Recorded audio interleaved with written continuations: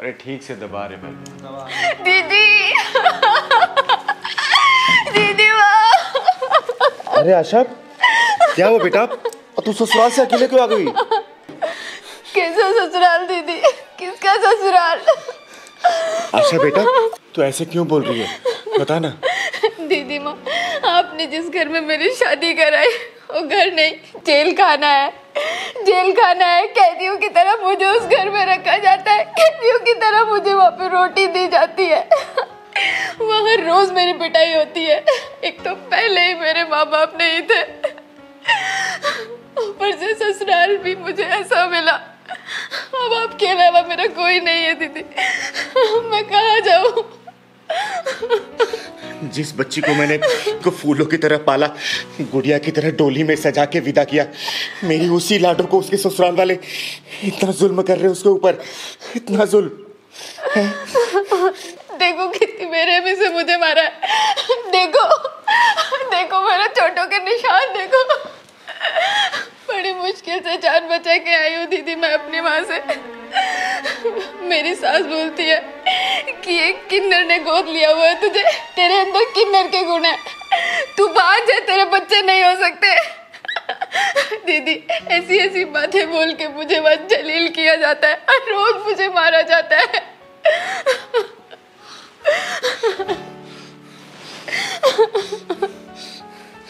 बस बेटा बस, ये चोट तेरे शरीर पे नहीं लगी, ये चोट चिंगारी के दिल पे लगी है, दिल पे। तेरा ये चोट देख के चिंगारी का दिल छल्ली होता जा रहा है, छल्ली। तू चल मेरे साथ चल।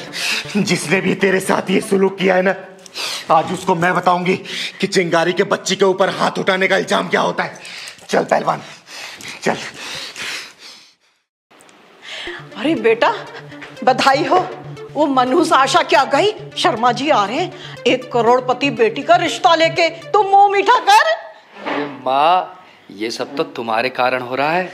मुझे तो लगा था वो चिंगारी किन्नर की बेटी मेरी जिंदगी में कुंडली मार कर बैठ गई है। अरे बेटा चिंता क्यों करता है, गीता नाम है मेरा, काल सर्प दोष का भी उतारा जानती हूँ, फिर उस आशा की क्या औकात है। वाह वाह वाह, एक बेटी की जिंदगी बर्बाद करके किसी और की बेटी की जिंदगी बर्बाद करने की प्लानिंग कर रहे हो तुम दोनों। और तू तो अच्छे से जानता है ना कि मेरी बच्ची की तरफ अगर कोई आंख उठा के देखता है तो मैं उसकी आंखें निकाल देती हूँ। तूने तो उसके ऊपर हाथ उठाए रे, सोच मैं तेरा क्या हश्र करूंगी। चिंगारी मेरे बेटे को छोड़ दे, इस बदचलन बहू को ना मैं अपने घर में नहीं रख सकती, इससे शादी करके ना मेरे बेटे की जिंदगी बर्बाद हो गई। दीदी इस छछूंदर का पहले मुंह बंद करो, फिर वो सपोले के बाद में देखना। सारे फसाद की जड़ तो यही है, नाम है गीता और काम है राक्षसनी वाला।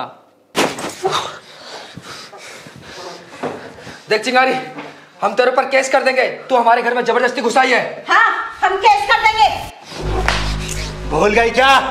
चिंगारी किन्नर नाम है मेरा, चिंगारी किन्नर। और चिंगारी किन्नर की अदालत में फैसला भी चिंगारी का होता है और कानून तो सिर्फ चिंगारी का चलता है बुढ़िया। चल चल, बहुत देखे हैं तेरे जैसे किन्नर जो 10-10 रुपए के लिए गलियों में नाचते हैं। अबे इसी कमर मटकाने वाली ने अपनी बेटी को हर वो सामान दिया जो कि तुम्हारे घर में बिल्कुल नहीं था और तुम्हारी औकात भी नहीं थी वो सामान खरीदने की, समझा क्या? और यही चिंगारी किन्नर तुम्हारे दोनों के पिछवाड़े में हाथ डाल के वो सामान वापस निकालेगी। तेरा नाम शीतल है ना, और घमंड तो देखो 7वें आसमान पर। हाथ घुसेड़ के सब कुछ निकलवाऊंगी मैं, याद रखना। चिंगारी मेरे बेटे का गिरवान छोड़ और हंगामा करने की कोई जरूरत नहीं है तुझे। तूने जितना सामान दिया है ना हम सब वापस कर देंगे। अच्छा सब कुछ वापस कर देगी तू? मेरी बेटी के बहते हुए आंसू जो इस घर में बहे वापस कर देगी? बोलना, उसके शरीर पे जितने जख्म दिए गए वापस कर देगी तू? हाँ, लड़कियों का सबसे बड़ा गहना तो उनकी इज्जत होती है जो तुम दोनों उतार रखी है। वापस कर सकती है तू? बोल, कर सकती है? कर सकता है तेरा ये लौंडा? बोल ना। लेकिन वो कैसे चुका सकते हैं? अरे थू है तुम दोनों पे। तूने क्या सोचा कि तुझे किसी और की जिंदगी बर्बाद करने दूंगी मैं? नहीं, उस लायक मैं तुझे छोड़ूंगी नहीं। क्या करेगी चिंगारी? सुन, तेरे इस लौंडे को ना अपनी बिरादरी में शामिल करके पूरे गली मोहल्ले में नचवा के ताली बजाऊंगी मैं। याद रखना, याद। खुशियों की सहनाई तेरे घर में नहीं बजने दूंगी अब। नहीं चिंगारी, तू ऐसा नहीं कर सकती।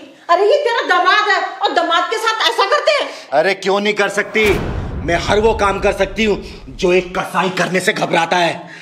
मर गया मेरा दामाद और दफन हो गई ससुराल। पहलवान!